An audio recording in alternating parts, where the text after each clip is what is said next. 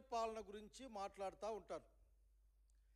అసలు సుపరిపాలనకు అర్థం ఏమైనా ఈ కాలంలో మారిందా?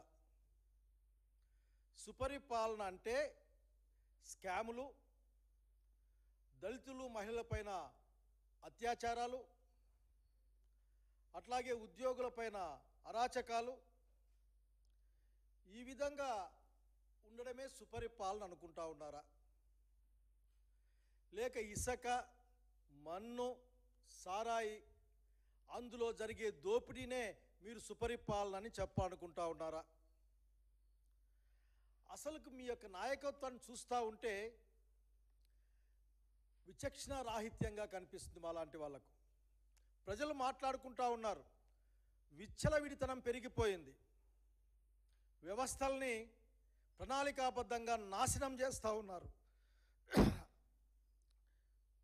పైగా ఆ రెడ్ బుక్ అట్ అదేంటో ఒక అరాచకత్వాన్ని, విచ్చలవిడితనాన్ని, దౌర్జన్యాన్ని విశృంఖలంగా పెంచి పోషిస్తూ ఉంది మీ రెడ్ బుక్ పరిపాలన. చెప్పడానికి బాధపడతా ఉన్నాం. మీరు ఏం పని చేసినా కొన్ని ఫోటోలు, ప్రచార ఆర్భాటాలు, మీరు ఏ మాట చెప్పడానికి కూడా ఇంత కూడా సంశయించరు మీరు. మొన్నటికి మొన్న సంజీవని తీసుకుని వస్తామని నేను మిమ్మల్ని అందరినీ 120 ఏళ్ళు బతికిస్తానని చెప్పింది విన్నాం. నోటికి ఎంత వస్తే అంత. ఇప్పటికి కూడా అండర్ ఎక్స్పెరిమెంటల్ పొజిషన్లో ఉన్న కొన్ని విషయాలను కూడా ఓన్ చేసుకునే ప్రయత్నం. మిమ్మల్ని మీకంటే మించిన వాళ్ళు ఎవరు ఉండరు ఓన్ చేసుకోవడానికి. అది ఏ కార్యక్రమమైనా సరే మీ ప్రమేయం లేకుండా జరిగినా సరే అది మీది అని చెప్పుకునే ప్రయత్నం చేస్తారు.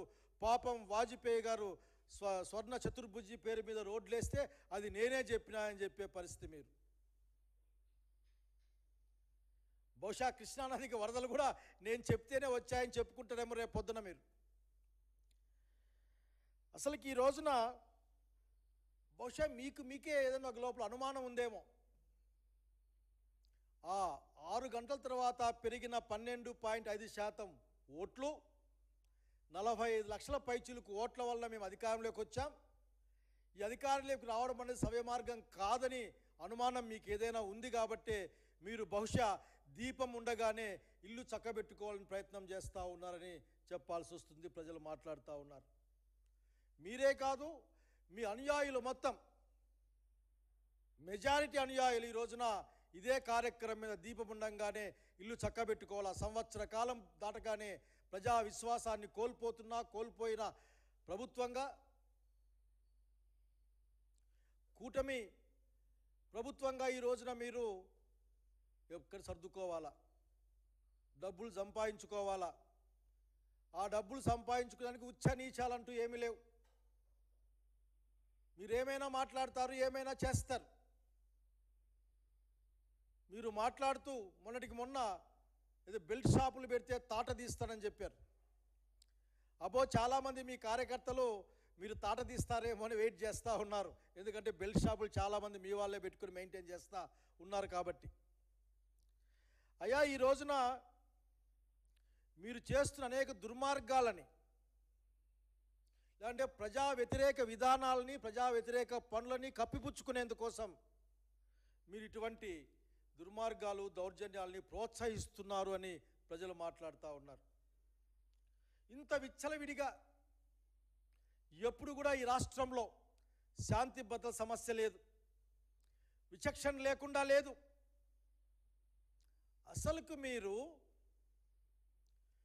మా పార్టీకి సంబంధించిన లేక న్యూట్రల్గా ఉన్న సోషల్ మీడియాలో 10 సంవత్సరాల క్రితమో, 15 సంవత్సరాల క్రితమో, లేక 5 సంవత్సరాల క్రితమో పోస్టింగులు పెడితే వాళ్ళని వెంటాడి తెచ్చి జైళ్ళల్లో వేసి కోర్టులో చుట్టి బెయిల్ రానియకుండా చివరికి వాళ్ళ జీవితంలో చివరికి కోర్టులు ఇన్వాల్వ్ అయ్యేంత వరకు. అయ్యా, మీ ఎమ్మెల్యే ఒక్కరు, ఆ శ్రీశైలం ఎమ్మెల్యే ఒక రాత్రి అటవీ శాఖ అధికారుల్ని, మైనారిటీల్ని, దళితుల్ని కిడ్నాప్ చేశారు, హింసించారు, మాటలతో అవమానపరిచారు. వాళ్ళ దగ్గరున్న వాకీ టాకీ లాంటి అన్ని అంశాలను కూడా లాక్కెళ్ళారు. దీన్ని స్వయంగా ఆ అధికారులే కంప్లైంట్ చేశారు. బాబు గారు, లా అండ్ ఆర్డర్ చూసేది మీరే.